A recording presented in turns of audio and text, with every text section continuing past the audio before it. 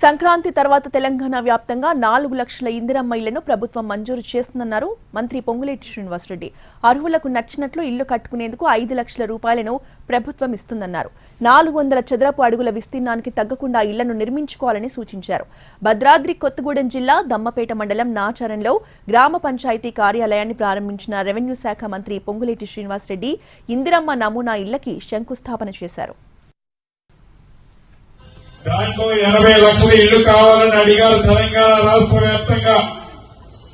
ఈ 80 లక్షల మందిలో ఎవరు అర్హులున్నారో తెలుసుకోవడం కోసం ఒక యాప్ను డెవలప్ చేసి 10 రోజుల క్రితం మీ దగ్గరకు పంపించడం జరిగింది. ఈ ఇల్లు 400 చదరపు అడుగుల్లో కట్టి ఒక చిన్న బాత్రూము, ఒక చిన్న కిచెన్ కూడా దాంట్లో ఉండాలి అని